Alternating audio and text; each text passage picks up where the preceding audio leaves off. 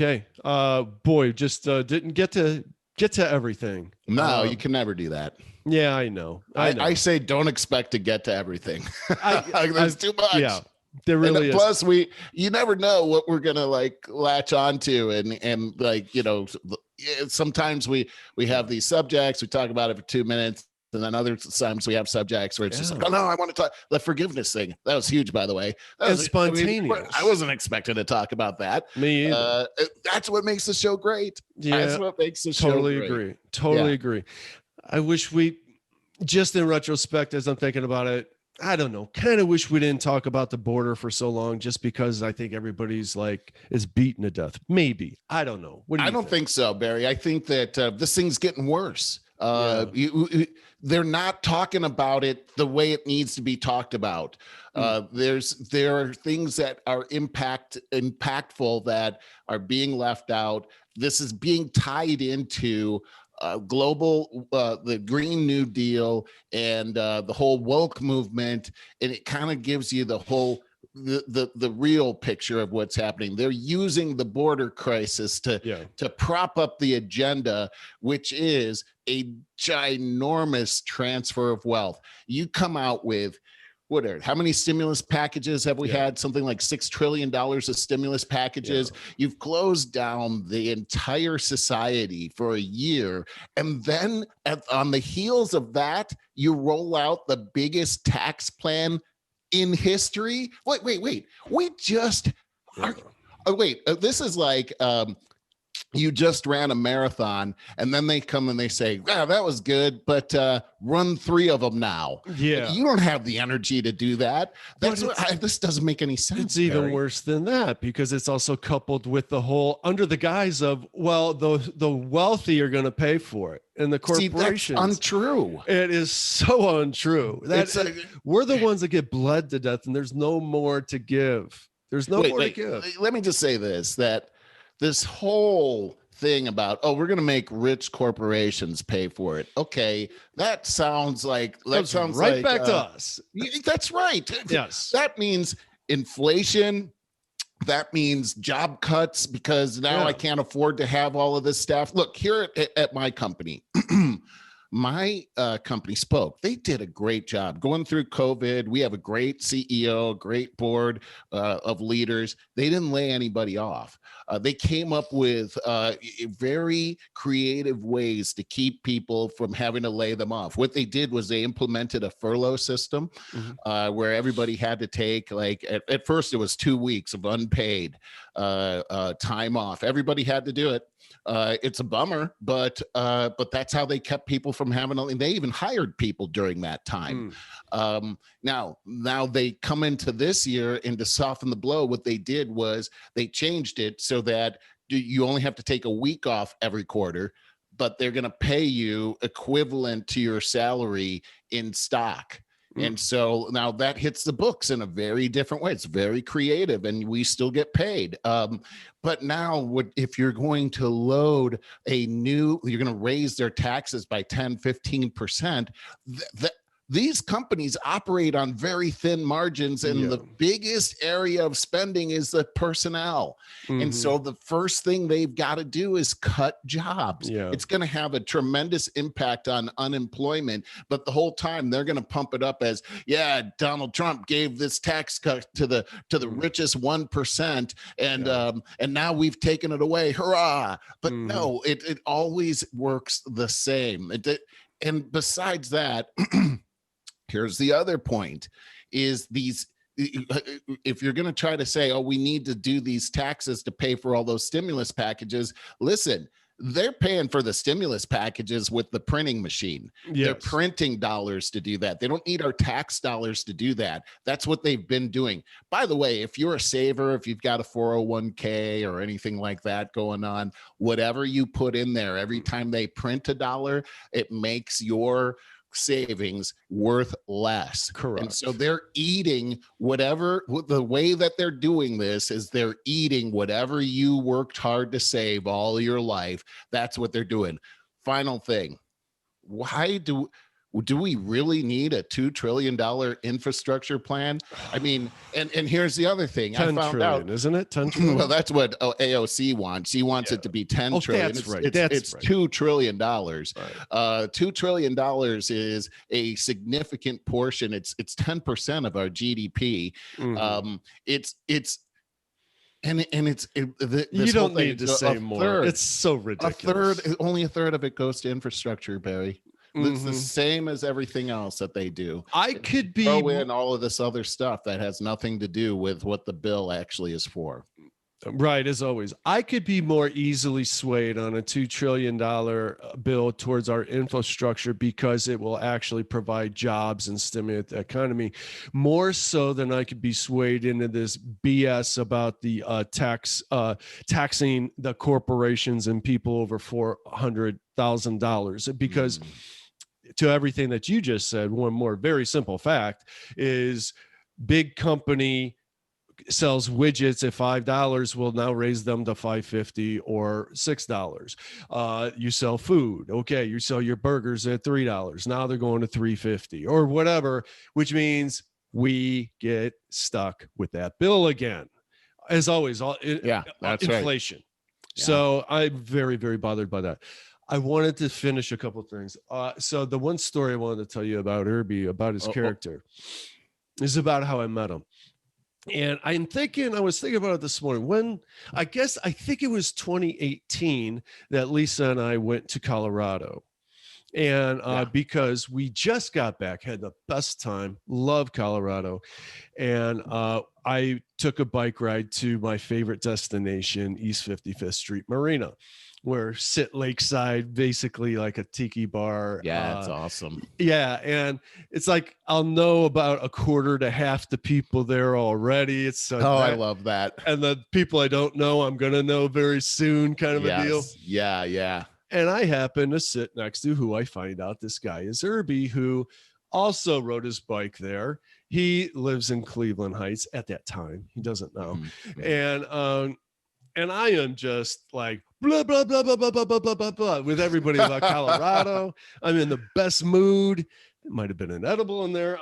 And I was just talking. I was just in such a great mood. And he was so nice. He's one of those people like everybody likes, Right. Super nice guy. And anyways, so we exchange information and stuff because we just, hit it off as friends. And I had seen him, and we rode bikes up there together after that and just minor stuff. I love that kind of stuff. Yeah. And then, so it was after biking season wound up. I'm outside on the perch this one day, months after meeting him. And it's at night. I'm smoking a cigar and I'm drinking a beer. Oh, so he had told me along the way, talk about his girlfriend Stacy all the time. Now he had been divorced for about 15 years from his ex-wife Janetta, who maintained a very good relationship because of his two boys. And right on. Yeah, that's so rare. And very good friendship thereafter. That's great. Has her new relationship that he is just fine with. They all whatever. They go to the baseball games together, all of that. But he had this girlfriend of 11 years, I do believe, Stacy, that he had always talked. Oh my God, how much he loved her. She died of cancer. I think it was, it was a 2-year bout, a struggle with it, as I recall. And so I'm sitting on I call it the perch out there that one night, having a couple beers and a cigar, and I'm thinking about all this. I'm starting to do the math. And I text him. I'm like, hey, man, I'm putting this together. Stacy, when she died, that had to be right around the time that I met you, right? And he goes, yeah, it was actually, she died 2 weeks before I met you. Oh, you're kidding me. Dude, I would have led with that when I first meet somebody. Hey, how are you? And I would have been like, oh, you didn't even say anything. He didn't. And he said, that's really remarkable. He said, I said, how do you not lead with that? And he said, man, you were just what I needed at that time. That's so awesome, Barry.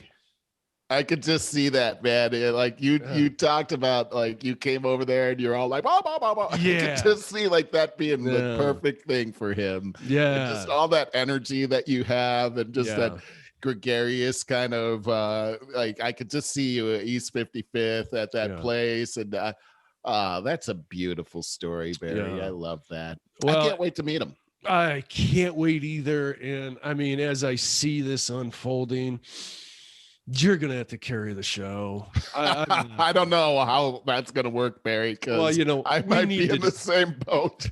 This is gonna be a Tara Lipinski moment here. Oh, that story. Nobody knows what we're talking about there. Well, we've told the story before a long time ago. But yeah. We're both we're crying, and then Irby's gonna have to carry the show. Actually, yeah, gonna be the strong one, and we're gonna be like, okay, I gotta take a breath for a minute. It'll probably be that way. He is strong. He's got an amazing sense of strength. What he's been through.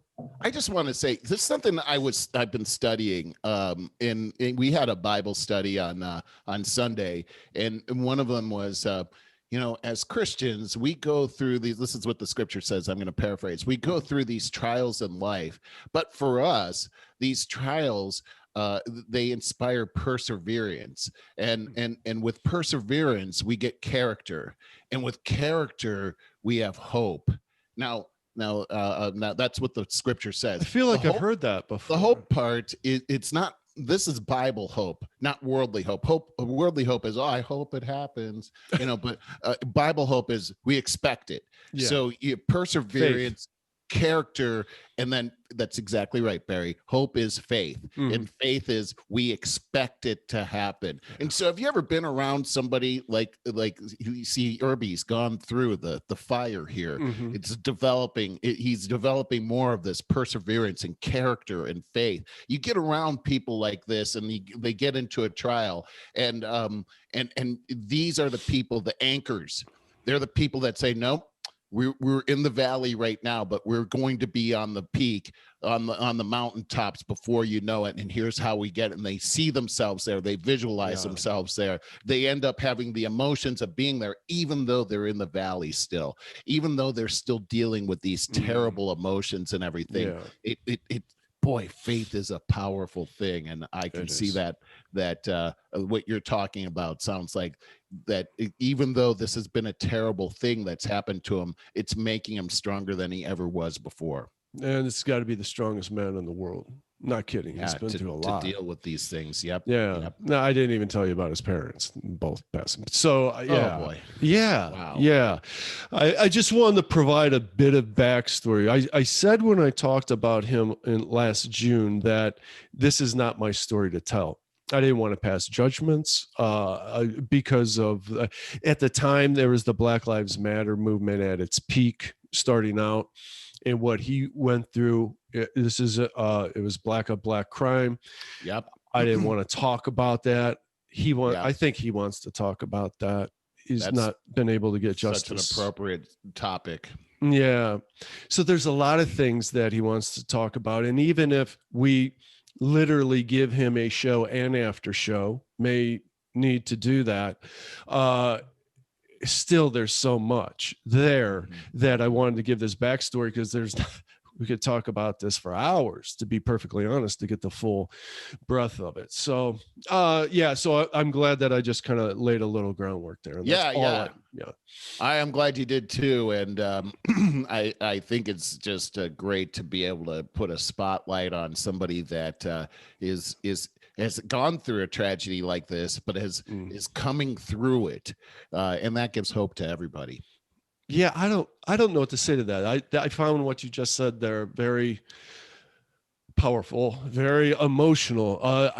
The stories he told me about group, the stories that he has heard, and then he's told me that it takes him 2 days to get over it. Wow. The stories that people share with him. It's a powerful thing. It's a really powerful thing. So know that it's out there, people, that whatever your struggles are, I think that a group situation is a very powerful thing. When you I think it is too. find out other people have it as hard as you or even harder, the worst thing to do in a tragic situation is to isolate yourself. I mean, it really is, because that's like, I always compare it to those animal documentaries where the wildebeest is the one that goes off on his own is the one that gets eaten every time. Just right. So you gotta stick with the pack. That's pretty important, and I'm glad that he's doing that. Hey Barry, I think we might want to segue over to your the story that you had here. I can't wait to hear it. Oh, I got several things if you care, but the story because wait, hold on, I just wanted to tell you I care about you. Thank you very much. I really appreciate that. This story I wanted to tell you about is April Fool's, along the lines of April Fool's, is I saw it on the news. They took video, they set up a video, I'm sure, smartphone. It's mean and funny at the same time, this family. So to set the story, like, I immediately thought of myself when I was about 10 to 12 years old or whatever. I'd say around 10 is the Sipe years of the Browns. And those were the great years. That's when I became this hooked on Browns fan, the Cardiac Kids, man, they had songs out about them. You know how we felt. I'm getting goosebumps, man. Just, I'm getting a whiff of that feeling again. Yeah. Because here's this 10-year-old. He's, they got him in the front room and you just hear the parents off on the side. The guy goes, "Oh my God, did you hear that the Browns traded Baker Mayfield to the Steelers?" This kid starts crying. He's got his head buried in this beanbag chair. And how could they trade him to our rivals? What are they doing? And finally his big brother goes, "April Fools." Oh my God. And he cries even louder. He goes, "Bad joke." That's mean, man. Think about it. If we were 10 years old and they said that about Siper Kozar. Oh my God, I would have been devastated. I would have been just like that kid. He was. And it's just like I was under their spell at the time. Like I was so consumed by this stuff, man. Yeah, I was just like that kid. Our emotions depended on what would happen. They did. Like this every week, I was like riding off of whatever happened on Sunday. Yes. I couldn't sleep the night before. At the end of the week, I couldn't wait until the next one. I was so excited about that. And then if the season ended well, I kind of felt good for the rest of the year. You know what I mean? Tell you, I'm back to feeling like that. This was a magical season. It really was for you guys. Yeah. Yep. So I can't wait for next season. But anyways, that was that. Let's see. There was also this is a sappy one. I was saving this for the lightening up part of the show, and it's really very, very simple. And I'm going to share it with you. This stray dog here was gifted this unicorn because he consistently kept going into this dollar store and trying to steal the exact same unicorn. Now, prompted awesome. A question with me, like, how did he get into the store all the time? Right. You know? It wasn't. That's not the kind of dog that you're just like, oh, there's a pit bull in the store. Right. But he, strangely enough, man, he wanted this one unicorn, and someone finally bought it for him and took him to the shelter. Look at him. And they just clearly assume he's very good with people, clearly assumed that somehow he got separated from his family. They had listed it. Nobody came for him. And a nice family finally adopted him. But look at him with his unicorn. Oh, I love he just loved it. So they got them together. Yeah, and they assumed that he had some kind of stuffed animal that reminded him in his previous family. I guess it was just really made my heart full, so I wanted to share it. I love that kind of stuff. Yeah. And those dogs, I was at this, my favorite place to ride my motorcycle to is called the Old Place. And I was there the other day, and somebody had a pit bull. It looked a lot like that dog, actually. Sure. And he wanted to come over and see me so badly. And I was in line. There's a little coffee shop there. I was in line, and I saw him, and he was going, like that. And he laid down. He was looking at me with those big eyes. And I'm like, oh my God, that's such a cute dog. And I got to tell you, man, dogs are so awesome. Everyone's got one here too. So even if you don't have one, you get to enjoy everybody else's dog and they go everywhere. And man, I'm a big fan. Well, I've had a theory for years now because I've had the same experience when I have been in between dogs. And you know how dogs are. They're a piece of heaven here. They're the true angels that have a sixth sense. Everybody talks. Yes, they do. I know they sense dog people that have lost their dogs. That's like that dog wanted to come over and comfort you because he felt that void in you. He felt that void in you. I wasn't even going to share this one, but since we're going there, and I wanted to tell you that I didn't have time. My aunt has been fostering these puppies and has been sending us pictures that I wanted to share with you, but I'm not prepared to. And they finally got to be 8 weeks old, which I don't know. So I'm sharing them with Lisa, and Lisa's heart's melting, but she can't pull the trigger on anything. And with her, this one became, first of all, like I would, in my ideal world, I'd want another Bowser type dog. Right. She only knows she knew Bowser. She loved Bowser, but never had a dog until Lainey. She kind of had Lainey as well. And Lainey was a 30-pound beagle. She always loved the looks of beagles anyway, with their floppy ears and all. So she had a criteria of not a big dog and floppy ears. Well, these are small dogs, and found out they're a mix of a Shih Tzu, and they don't know who the father is. Theorize maybe a Chihuahua. It's going to be a 15 to 20 pound dog, small dog. So now she's saying, well, that may be too small. That's like a dog you put in your purse. So it's like, geez, I don't know what to do with that. So anyways, okay, finally, I'm going to show you this other video. So I just wanted to tell you about, we had possibly could have a puppy on the horizon, but I could never guarantee a thing at this point. Is this the one that saved that girl's life? Oh, no. Oh, that is the one. It's not one. Okay, yeah. Here we are. Where are these? The TikTok. Oh, here we are. This is the kiss your dog challenge. See what happens. Watch it. Look at that face. Look at that face. He's like, well, I'm gonna give you one now. That was really funny. Here's one more. But this speaks to exactly what you said about, man, dogs. They're just one more. Okay. So here he is. Yeah, it takes a second. Oh, look at this. Look at that. Just from a kiss, dude. Just from one kiss. Gosh, they melt. They absolutely melt. They're all about love. They're pure 100% love. What's really interesting about this is I love my dog, my Stella.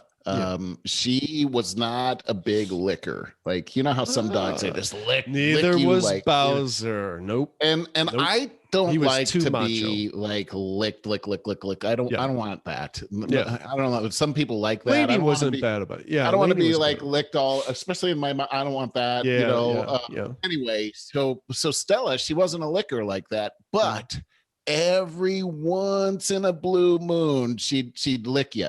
Mm-hmm. Like she'd lick, like maybe she'd lick me on right here or something. And it was special. And, oh my gosh, I would melt if that ever. It was just like, oh, she licked me. Yeah.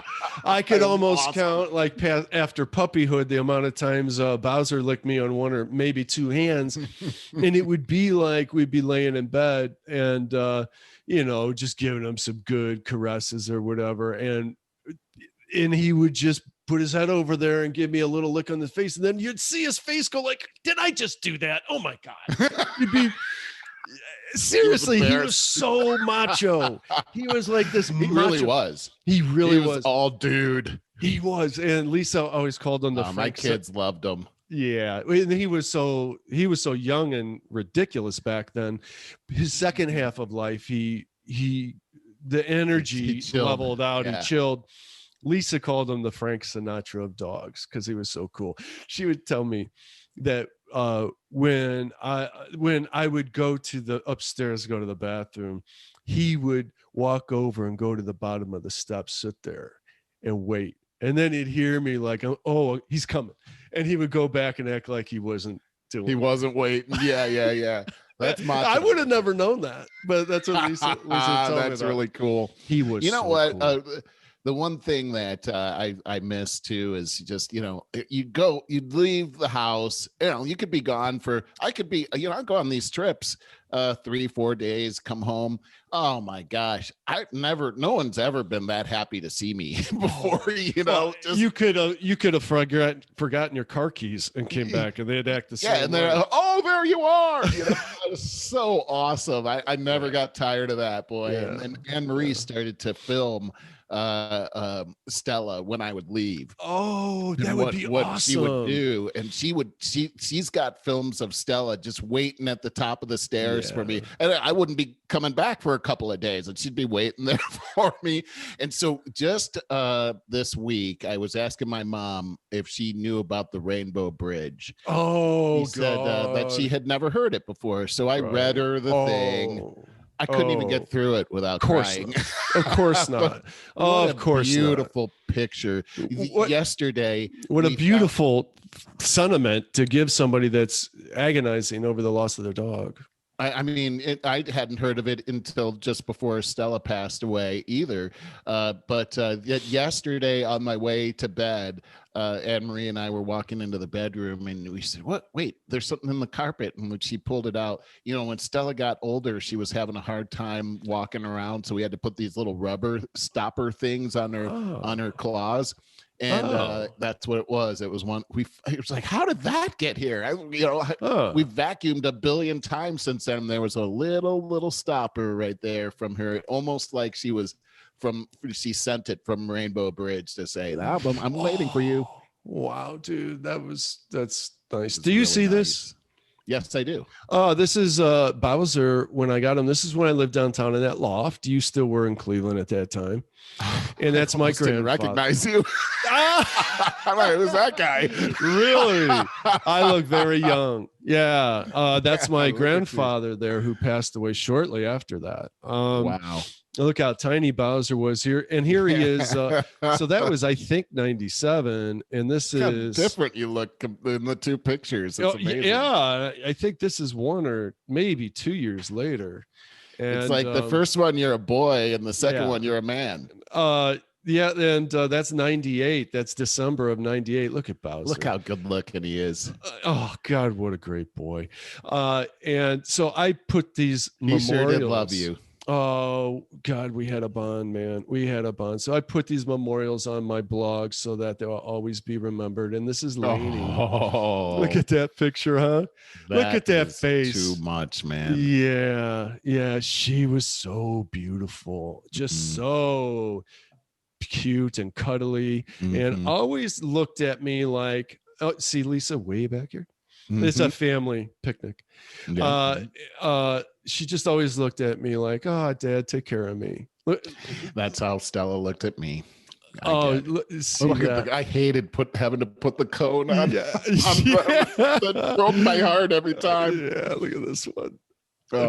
That's how we laid every weekend. She right? loved it. Yeah. We would just lay there for hours. That is too cute right there. Come on. Man, that girl. Oh, that girl. All right. So, okay. That's she's waiting for you. She and Stella are playing at Rainbow Bridge right now. They're waiting. I've had so many dogs in my lifetime. And if heaven is getting reacquainted, like walking in the Rainbow Bridge and being pummeled by all of them in their prime, that's my heaven, man. It was so funny as I was talking to my grandmother shortly before she died, and we were talking about, I was telling her, I really believe that our pets are going to be in heaven. And she goes, oh, I hope not. And I was like, what do you mean? She goes, I've had about 100 dogs. I can't imagine what would happen to me. They all come over. I can just see them coming over a hill right now, and I'd have to run. Oh, that's so funny. I dream about all my dogs all the time. Like my dogs from childhood, like they were lost for years or something, and we found them. Oh, wow. Yeah. Oh, wow. Yeah. You ever see that one video? I don't know whatever happened with this dog, but I guess it had been lost or something. And this kid is inside of his house, and all of a sudden they're like, "Look who we have!" And it was just like the dog's name was like Rex, or it was like a human name like that. Yeah. And, Rex, and he runs over to the dog and he hugs and just starts crying. Is that the one? And he's like a German Shepherd, I think. A big dog, and he pummels him to the ground, where the dog just like, all right, I'm just submitting. Like he didn't move or anything. That's like exactly what happened. Yeah. I remember. Yeah, that was so like beautiful. Last week I saw that. Yeah. I guess like if all of a sudden I thought I can't help thinking this way, but if all of a sudden Stella were here, that's exactly how I would act. Oh God, yeah, we got to talk about something else. Both of these shows have been very emotional, man. Oh, you're right. Yes. Yeah, I guess it's appropriate. So it's all about the resurrection this weekend, and the fact that life doesn't end that way. We go on to the next phase. We're like butterflies. You know what I'm saying? It's like we're not going to be caterpillars anymore. We're going to be way better than caterpillars. We can act like caterpillars if we want to still act like it, crawl around on the ground and everything, but we got wings, man. We can fly now. I believe and that's where our dogs, I believe when we see our dogs, they're going to be able to talk to us. Yeah, I believe be able to talk. I'm not sure about a lot of things, but the older I get, the more I'm so curious. I'm always looking for answers. So I accumulate this knowledge. The more knowledge I accumulate, the more it strengthens my belief in this kind of thing. Well, and what did I want to share with you along those lines? It'll come back something to me. Here while you're thinking about it. Is that I just believe that God is a good God. Mm-hmm. And I learned so much about God from my dog. And by the way, dog backwards is God. And dogs teach us unconditional love. Knowing that about God and how loving he is love according to the Bible. He wouldn't, and death isn't his idea. That happened because of the fall, Satan. But he wouldn't just take your beloved dog away from you, the one that taught you so much about him. I reject it. I can't even, that doesn't seem like his personality to me. Yeah. I just think about that. I agree, but so dogs, again, the older I get about it, the more I think about it. Dogs are like a little droplet of rain, a little piece of this unconditional love that, to use your terminology, that God rains on us, blesses us with, to remind us of what heaven is. And dude, they absorb so much evil, so much abuse, horrible lives and horrible deaths, as well as good lives. But let's face it, dogs have been mistreated forever, as long as and they take it because they're unconditional love. And you could directly equate that to a minor version of Jesus. You can directly equate that. You got that right, man. Yeah. I mean, I've just been thinking about that whole thing. Is that last night I always think about this whole that Holy Week, and last night would have been the Last Supper. And so here's Jesus about to pay for my sin and your sin, the world's sin. He's going to do this on my behalf. And the thing is as you look at the account in the Bible and hear his words, as he knows this is about to happen, he's doing it 100% willingly.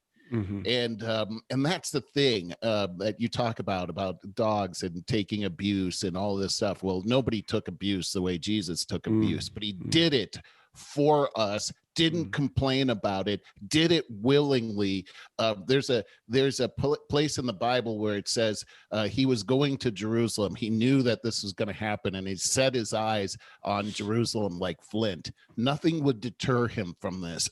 He was a man like you and I, although fully God. He was still had the same kind of body and the same kind of, he had a brain, the thoughts, all that kind of stuff. Who would want to submit themselves to that? But he did it willingly with love. And from the cross itself, he said, and we talked about forgiveness, forgive them, for they know not what they do. I mean, that's just what power. And when I've studied what happens on the cross, you're suffocating up there. So every word would be just like, have you ever gotten something in the back of your throat and you started to cough and you're completely out of breath and everything? Like, try to say, forgive them, for they know not what they do. Like, that's what he did. I mean, that's dogs have that kind of spirit on the inside of them. Yes. And they're showing you this love. Like I'll never forget this one time I yelled at Stella. I never hit her ever. There's no need to ever hit a dog. You'll break the trust, and then you got to spend 2 years trying to earn it back. So here's what happened is I made a plate of bacon. And I love bacon like that. Like, I'll bite you if you try to take my bacon. And I had a plate of bacon on the counter, and I left for a second. And this is when I first got Stella. And when I came back, she was all up on the counter eating the bacon. And I freaked out, man. I almost bit her, actually. And I yelled at her, and she went all into her little box and everything. And boy, I never saw her get up on the counter ever again. It's bacon, man. I felt so bad that I yelled at her. We all make those mistakes. She got over that real quick, but she knew, and that she wanted to please me like you would not believe. That's the thing about dogs. And when we get dog trainers, I've tried to tell Lisa this, she doesn't. If you don't know how to train a dog, if you haven't been a dog person, boy, you need to get a dog trainer, because they train you. They don't train the dog. They train the owner. And I'm not kidding about that. Because a dog, like people that think, you got to smack them. No, my God, you're going the backwards way, because now you don't have a trust built. Dogs are geared to all they want is to please you. And when they realize that you don't like what they're doing, that's the motivation. Now, when you go and smack them or get too angry, when you break the trust, then your whole mode of operation from there on needs to be to regain the trust before you can get back to knowing what you can then show them what pleases you and what doesn't. The happiest dogs, I've never been really good at dog training because I let them do whatever the hell they want, because that pleases me to see them. Yeah. A lot of parents are like that. But I train them in the basics. But when I see a dog that's really well trained, it takes a lot of interaction. It takes a lot of one-on-one time and devotion to that. But they're the happiest dogs. Yes, they're like, go get my slippers, go get the mail, go get me a beer type. You ever see those dogs? Those are the happiest. My neighbor has a dog like that. He gets the mail and everything. And he loves doing that. They got nothing else to do. Yeah, they love it. And it makes you happy. Yeah. Interesting. It's interesting. And it's, I mean, really that whole philosophy of disciplining your dog that way. There's a parental thing there too, because kids want to please their parents just exactly the same way. It is exactly the same. You don't have to, be the bad guy all the time. They want to please you, and then use that motivation that they have for good. But I want to get back to Stella. So after a while, I mean, really all I had to do is just look at her. She would know, they're smart. They're very observant. They are really amazing beings. They really are. I did think about what I wanted to say. We're talking about heaven and stuff. And I hope and think that I believe, like you, that it's the caterpillar that transforms into the butterfly. And that's why we have no idea how primitive we are in this life right here. We really don't. We think that we're so, no. I hope in the next life, I really believe. Here's the contrast I'm going to make. First of all, this life is based on primal violence right from day one. We eat each other. All species eat each other in order to survive. It's horrible. Like, I think that in the next life, that won't be. that violence will not be there. It's interesting you say that, because in the Bible it says that the lion will lay down with the lamb, and the little child will play by the nest of the adder, which is, by the way, the most poisonous snake in the world. There's I totally agree. And here's another thing about the world is the story about Noah and how the flood happened and everything. So after the flood happens, God says to Noah that you can now eat the animals. Well, and I'm going to put the fear of man into these animals. And so, like, you wonder, why did all those animals, they came on, they didn't have to capture them? Well, people weren't eating animals until a certain point, and then God put the fear of man into the animals. So you notice, like, you go out into the woods or deep woods and everything, animals are naturally afraid of human beings. But it wasn't always like that. It wasn't. It's very interesting to think about that. Yeah. Wow. We've had a deep conversation here today. We really have. I really like wrap up soon. Yeah. And that's fine. I really liked our conversation about forgiveness. And I think that we should think about it more and revisit it, because we can always add to it. There's always a good story that you can give that shows the power of it. It's like my favorite subject, to be honest, because it's so complex. You can come at it from so many angles, and it's so important. It really is. And dude, that's what the whole season is about here. Is forgiveness. Our season. We are at 23, episode 23 of season 3. Holy cow! Three episodes. We wrap this season up. 3 weeks. How cool is that? Season cool. 3. Wow, man. Yeah. Over 50, starting over. What a great experience we've had so far. And we're just starting to branch out and do some things. I'm very interested to see how this leads when we start weaving a web. You know? Me too. It's exciting, right? I want to find a way to monetize this. What I have to do, and Lisa's been on me about it, I hope to do this by next week. I need to write an article on my website about podcasting, and it'll be the typical kind of thing where here's your DIY, here's your list, download your list, and then I get an email subscriber. But for the DIYers, here you go. It made me think when you and I were talking about it last week, and you said, well, what people want to know. I didn't explain everything well enough, for sure. So I want to revisit that. I think that's a great subject. And I want to write that article out, but it's also, and it leads to, look what I'm doing now with this Small Business Development Center. I'm producing this. So I need to put that package on there too. So for those of you that want to, nonprofits want to get a grant, you don't pay for anything. You just show up and do a podcast. You're the stars. And my partner and I will produce the entire thing. We'll develop the brand, get your guests, and give your talking points to you, and away you go. Yeah, there's a whole business concept all around that whole thing, just like we talked about last week. That is, it's a big deal. It truly is. It seems like every other person is interested in doing something like that now. And that's fine. It's a great way to not every other person is doing it. They're just interested. It's just, you're exactly right. Who knows where it leads for us as a society, but it's sure, you know what? It might be the cure to social media. Like all of us are you talking. Brought that up before. I think that is a right on point right there. This is the new wave of getting information out. Yeah, it ties into what I said to my proposed guest, John, who I said this last week about the conversation. He's like, well, can I say, and he says something explicit, sexual explicit, ha, ha, ha, ha, trying to be cool and macho. He's 63 years old, by the way. So, and I said, well, you're starting to date. Do you want them to see this? They will. Do you want your potential employers? You're looking for a job. They're going to find it.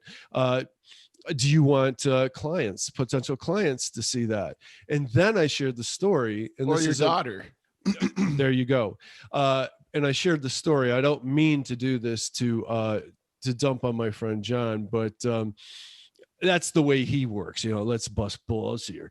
And but my point is, I turned it right around. I said, because on the other hand, Merle, my co-host, had the most positive experience in the world in California, job hunting, interviewing, then had 3 different large important companies pursuing him, each one of them commenting that the podcast played a big They part. all watched my podcast, all of them without Yes. exception. They watched it. So And, important. and so, yeah, that's a great point. Yeah. That's a great, I'm so glad that he has somebody that cares enough to tell him about that, because I think that's like rule number 1. And it should be rule number 1 is social media too. Yeah. What are you putting out there? That's You just exactly immortalize that crap.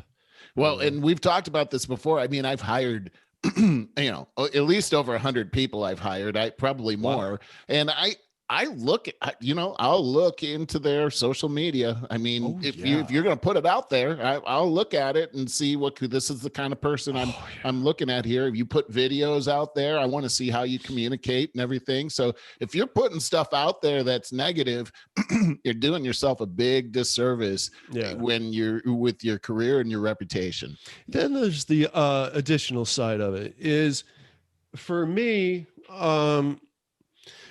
everything, my life's gotten better because of our podcast. Because mine too. We talk about these really deep things, really positive, deep things. And Lisa watches it. Then we talk about it. Our relationship has gotten infinitely stronger as a result of this too. Wow. And I communicate so much better because I want to present myself in a better light. So I communicate better in everyday life as a result of this as well. A lot of good has come out. I feel the same way, Barry. And by the way, I think you're a fantastic communicator. You just roll with everything. It just makes it very easy to do this show. So thank you. I really appreciate you for that. Well, as always, I tell you all the time, I think you're amazing on this. That's why I need you there with Irby. I need you on that. Dude, we got to go. I think we need each other. We'll play off every week. We're good at that. You always pick up the pieces for you. You know what I like a lot, and we got to go, but I find myself starting to talk about something often without giving enough background on it, and you see the full picture and you'll fill that in for me. You do the same for me. Really good. Yep. Really we good. Complement each other that way. I think that's pretty cool. And before we bore everybody with bro love here, we should probably go ahead and wrap up here. Yeah. All right. But dude, I love you, and happy holiday, happy Easter, happy Good Friday. God bless you, brother. You have blessed my life immensely. I'm so glad to be best friends with you, man. I feel exactly the same way. Now I'm going to go chew some tobacco and chop some wood. All right. Get my man card back. All right. Happy Friday. You too. Happy Easter. Happy Easter. Bye now.